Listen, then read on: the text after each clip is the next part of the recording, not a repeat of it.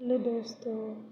तो आज हम पढ़ेंगे एमएसएन की टॉपिक जो है एपिलेप्सी। एपिलेप्सी को हम क्या कहते हैं? सीजर्स कहते हैं।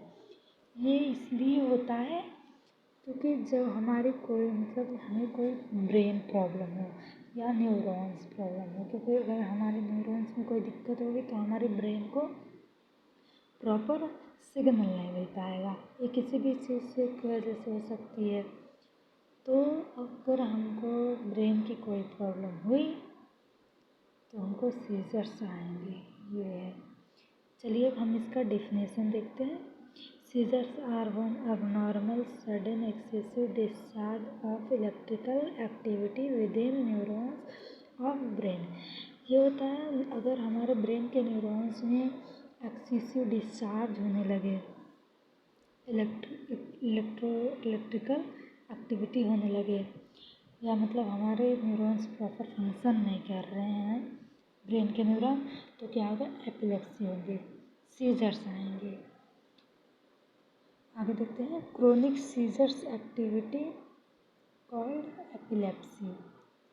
अगर हमको लंबे समय से या लॉन्ग टाइम से अगर सीजर्स आ रहे हैं तो वो क्या कॉज करेंगे? एपिलेप्सी। एपिलेप्सी सीजर्स का ही कंडीशन है, लेकिन क्या है, सीजर्स अगर लंबे समय तक थोड़ा थोड़ा करके ही अगर हमको लंबे समय से ज़्यादा दिन से हो रहे हैं तो होगा एपिलेप्सी। एपिलेप्सी वही होता है जिससे झटके आते हैं, झटके थोड़े थोड़े ऐसे हाथ पैर हिलने लगते, झटके, आँखें वाँखें थोड़ा अलग होने लगती हैं, अलग मोशन उनके अलग होने लगते हैं, ये होते हैं। अब इसके कॉज देख लेते हैं। Brain tumour most common cause है ब्रेन ट्यूमर, क्योंकि अगर हमारा ब्रेन ट्यूमर हमारे ब्रेन में ट्यूमर हुआ तो फिर क्या होगा? हमारे ब्रेन प्रॉपर फंक्शन नहीं करेंगे। ट्यूमर क्योंकि सेल से स्टार्ट होगा तो ब्रेन के सेल्स, टिश्यू, न्यूरॉन्स काम नहीं करेंगे, प्रॉपर फंक्शन नहीं करेंगे, जिसकी वजह से क्या होगा? हमको एपिलेप्सी की कंडीशन शो होगी। हेड ट्रॉमा, अगर हमारे हेड में ट्रॉमा हुआ मतलब इंजरी हुई, चोट लगी, तो क्या होगा? तो भी क्या होगा? हमारे न्यूरॉन्स के फंक्शन डिस्टर्ब हो जाएंगे। किसी चोट लगने की वजह से डिस्टर्ब हो जाएंगे, जिसकी वजह से क्या होगा? आपको एपिलेप्सी होगी। इन्फेक्शन में भी मेनली दो कॉज करते हैं, मेनिंजाइटिस और क्या? इंसेफेलाइटिस। ये होता है मेनिंजाइटिस मतलब हमारे मेनिंजस, ब्रेन के मेनिंजस लेयर में इन्फ्लामेशन हो जाती है। और इंसेफेलाइटिस मतलब कंप्लीट ब्रेन। ब्रेन का दूसरा नाम है इंसेफेलो। इंसेफेलाइटिस का मतलब क्या हुआ? हमारे ब्रेन में इन्फ्लामेशन हो गई, क्योंकि इंसेफेलो और इंसेफेलाइटिस। ब्रेन इंजरी, अगर ब्रेन ट्रोमा में क्या हुआ? ट्रोमा में हमको कोई चोट लगी लेकिन मतलब ब्लड नहीं, बाहर नहीं निकले, अंदर ही रह गए, अंदर चोट लगी, तो होता है ट्रोमा। और इंजरी क्या? इंजरी मतलब हमको सर में चोट लगी और फट गए और ब्लड बाहर आने लगे, ये होता है इंजरी। ब्रेन इंजरी या बर्थ इंजरी, जब बेबी बर्थ होता है तो उससे स्चियर स्पाइन में दब जाए या स्चियर स्पाइन की वजह से भी चोट लग जाती है। स्चियर स्पाइन मतलब हमारे पेल्विक कैविटी में होती है स्चियर स्पाइन, जहाँ पे बेबी इंगेजमेंट करता है और बाहर निकलता है।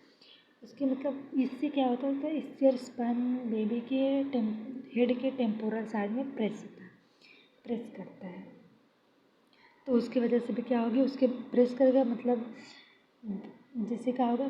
कैपेट सक्सेडेनम होगी बेबी को। उसके हेड में उसके एक सूचर के ऊपर चढ़ जाते हैं, जिससे क्या होता है? CSF मूव करता रहता है।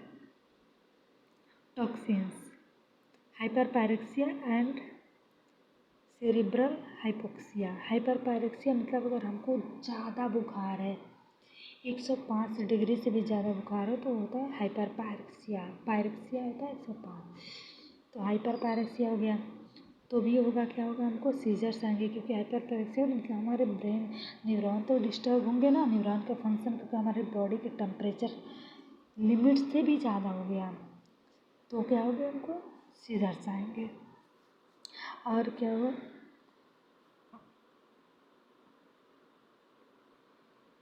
और क्या? सेरिब्रल हाइपोक्सिया वो होता है जब हमारे मतलब सेरिब्रल में प्रॉपर ऑक्सीजन नहीं पहुंच पाते हैं, ऑक्सीजनेटेड ब्लड नहीं पहुंच पाता। हाइपोक्सिया का मतलब ये होता है ब्लड में ऑक्सीजन की कमी हो जाती है, तो इसे हम कहते हैं हाइपोक्सिया। सेरिब्रल हाइपोक्सिया मतलब सेरिब्रल में प्रॉपर ब्लड ऑक्सीजनेटेड ब्लड नहीं पहुंच पाएगा, जिसे हम कहते हैं सेरिब्रल हाइपोक्सिया। अब हम देखते हैं नेक्स्ट इसके टाइप देखते हैं एपिलेप्सी या सीजर्स के type of epilepsy. Seizure divided into two part. Seizures क्या होते हैं हमारे दो पार्ट में डिवाइड होते हैं, टू टाइप के होते हैं।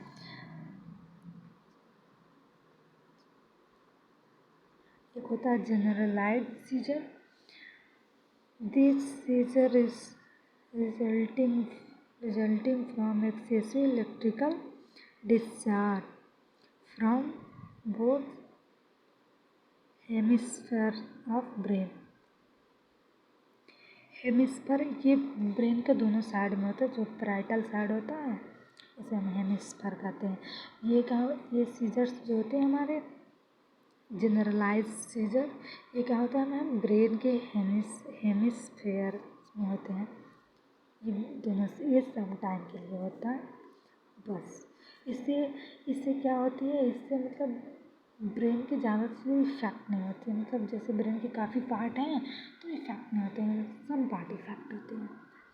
नेक्स्ट देखते हैं दूसरा जो है पार्शियल सीजर होता है, जो इसको देखते हैं partial seizure. It begins with focal और local discharge in one part of brain.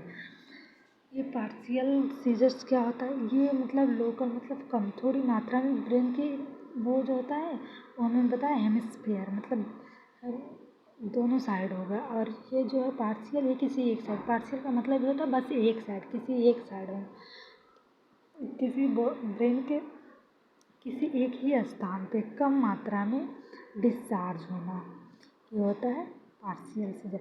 अब पार्शियल सीजर भी की टाइप होते हैं। The most common type of partial seizures देख लेते हैं, सिंपल पार्शियल और कहता है कॉम्प्लेक्स पार्शियल। सिंपल पार्शियल में क्या होता है, not loss patient consciousness. Simple मतलब ये हमारे जो पार्शियल सीजर्स के टाइप हैं सिंपल पार्शियल, इसमें क्या होता है पेशेंट का मतलब कॉन्शियसनेस लॉस नहीं होता है, मतलब उसको मतलब याद रहती है, याद करने की क्षमता रहती है। कॉन्शियस मतलब उसकी बॉडी एक्टिविटी करती रहती है। कॉम्प्लेक्स लॉस कॉन्शियसनेस, इसमें क्या होगा कॉम्प्लेक्स पार्शियल में इसमें कॉन्शियसनेस ही लॉस हो जाता है। जिसके हमारे सिंपल में क्या होते हैं हमारे हाथ पैर ये सब मूव करते रहते हैं, मतलब हम मतलब एक्टिविटी कर सकते हैं।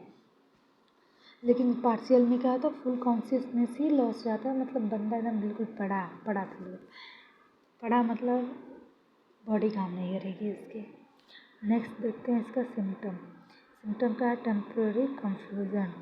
टेम्प्रेरी कन्फ्यूजन में क्या होता है इसमें बंदा कोई भी चीज़ बोलने से पहले उसमें कंफ्यूज रहेगा, कुछ करने में भी कंफ्यूज रहेगा, मतलब कंफ्यूजन बहुत सारे उलझन होगी उसको, किसी चीज़ में मतलब क्लियरिटी नहीं रहेगी। नेक्स्ट देखते हैं लॉस ऑफ कॉन्शियसनेस, पहले ही बता दिया, इसमें कॉन्शियसनेस लॉस हो जाएंगे। मतलब सीजर्स का सिम्टम ये है कि कॉन्शियसनेस लॉस होगा और कंफ्यूजन होगा। टर्किंग movement of arm and legs, मतलब इसमें क्या होगा आर्म और लेग्स टर्किंग मूवमेंट करेंगे, मतलब ऐसे कंपन सीजर्स जैसे आते हैं ये ले करके वैसे। डिजीनेस मतलब चक्कर आएगा, मेनली डिजीनेस तो ब्रेन में है तो मतलब डिजीनेस आएगा, चक्कर आएगा, क्योंकि अगर चक्कर हमको तभी आती है जब हमारे ब्रेन को प्रॉपर इम्पल्सेस नहीं मिल पाते हैं तो होता है। हेडेक होगी क्योंकि ब्रेन में है तो मेनली हेडेक कॉज करेगा, हेडेक होगी। लॉस ऑफ मेमोरी होगा, इससे मेमोरी लॉस होगी। मेमोरी लॉस होने का मतलब याददाश्त क्षमता जो होती है कम हो जाती है, लॉस हो जाती है बिल्कुल। अब देखते हैं हम सीजर्स में डायग्नोसिस क्या करेंगे, हिस्ट्री कलेक्शन करेंगे। हिस्ट्री कलेक्शन क्यों करेंगे, इसलिए करेंगे ताकि पेशेंट के पूर्वजों में मतलब किसी को था नहीं ना पापा बाबा किसी को था नहीं, इसलिए हिस्ट्री हम इसलिए कलेक्ट करते हैं। हो सकता है ये जेनाइटल हो, जेलाटल मतलब अनुवांशिक हो। फिजिकल एग्जामिनेशन की बिहेवियर, फिजिकल बॉडी का एग्जामिनेशन करेंगे। न्यूरोलॉजिकल एग्जामिनेशन, न्यूरोलॉजिकल अगर देखिए दोस्तों, अगर ब्रेन से कोई भी रिलेटेड कंडीशन हो, डिजीज हो, तो उसमें हम न्यूरोलॉजिकल एग्जामिनेशन करेंगे, क्योंकि हमारे ब्रेन सेल ही न्यूरॉन्स हैं, तो हम न्यूरॉन्स को ही तो चेक करेंगे ना कि हमारे न्यूरॉन्स की फंक्शन क्या हो रही है, कैसे हो रही है, क्यों ऐसी दिक्कत कर रही है। न्यूरॉन्स की एग्जामिनेशन हम करते हैं ग्लासकोमा स्केल से, जिसमें हम क्या करते हैं, ब्रेन मतलब न्यूरॉन्स के फंक्शन चेक करते हैं। ईईजी, ईईजी का फुल फॉर्म मतलब होता है इलेक्ट्रोएन्सेफेलोग्राम। मैंने पहले बता दिया था, एन्सेफेलाइटिस में ये बता दिया था कि ब्रेन का दूसरा नाम ही होता है एन्सेफेलो। सीटी स्कैन करेंगे। सीटी स्कैन हम इसलिए करते हैं कि ताकि जो हमारे नर्व होती हैं उनकी हम इमेज ले सकें या फिर उनकी फंक्शन चेक कर सकते हैं। चलिए दोस्तों, नेक्स्ट देखते हैं। नेक्स्ट क्या करेंगे, अब इसमें हम मेडिकल मैनेजमेंट प्रोवाइड करेंगे। इसमें हम मेडिसिन प्रोवाइड करेंगे। Provide anti convulsive medicine. Convulsive का मतलब ये होता है कि सीजर्स। तो फर्स्ट जो है फेनिटोन सोडियम। ये फेनिटोन सोडियम जो है ये क्या करता है, decreasing abnormality electrical cavity in brain. ये क्या करता है, जो हमारे ब्रेन में पहले हमने डेफिनेशन में बताया ना कि एक्सेसिव हो जाता है, एक्सेसिव डिस्चार्ज होने लगता है ब्रेन में, तो ये क्या करता है, एक्सेसिव मतलब इंक्रीज हो गया ज़्यादा, तो ये जो होता है फेनिटोन सोडियम, ये क्या करता है, ये उसको डिक्रीज करता है, मतलब कम करता है। अब जो डिस्चार्ज हो रही है ब्रेन में उसको कम करता है। इलेक्ट्रिकल एक्टिविटी मतलब वही, मतलब इलेक्ट्रिकल एक्टिविटी बढ़ जाती है, मतलब जो फंक्शन है न्यूरॉन्स के वो तेज़ से होने लगते हैं, तो उसे क्या करता है, कम करता है, एक लेवल में लाता है, मीडियम में। डाइज़ापाम दोस्तों, डाइज़ापाम मेनली ब्रेन का ड्रग है। डाइज़ापाम क्या करता है, एक्शन ऑन डोपामिन रिसेप्टर। ये क्या करता है, जो डाइज़ापाम है ये हमारे डोपामिन को सिनाप्स लेवल में डिसॉल्व कर देता है। जो हमारे पोस्ट लेवल से प्री लेवल में जाते हैं डोपामिन, ये डोपामिन क्या हमारे न्यूरोट्रांसमीटर है, और ब्रेन में जितने सारे या न्यूरॉन्स में जितने सारे फंक्शन होती हैं उनमें ये हमारे न्यूरोट्रांसमीटर हेल्प करते हैं। तो न्यूरोट्रांसमीटर डोपामिन हमारा न्यूरोट्रांसमीटर है, हमारा डाइज़ापाम क्या करता है, उसे डिसॉल्व कर देता है, मतलब पोस्ट लेवल से प्री लेवल में जाने नहीं देता, बीच में सिनेप्स लेवल में क्या करता है, डिसॉल्व कर देता है, उसे ख़त्म कर देता है, जिसकी वजह से एक्सेसिव न्यूरॉन्स के फंक्शन या इलेक्ट्रिकल फंक्शन नहीं होते हैं। नेक्स्ट है वेल्पोरिक एसिड। वेल्पोरिक एसिड देखते हैं क्या करता है, amino butyric acid on produce brain. Amino acid जो हमारा कहा था, अमाइनो ब्यूट्रिक एसिड, ये हमारे ब्रेन में प्रोड्यूस होता है। ब्रेन में जितने सारे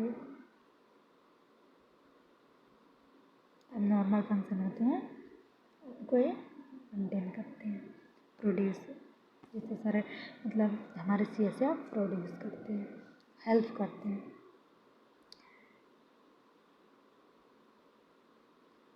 अब अगला देखते हैं कार्बामाइज़ापिन। देखते हैं एक्शन ऑन ग्लूटामेट रिसेप्टर।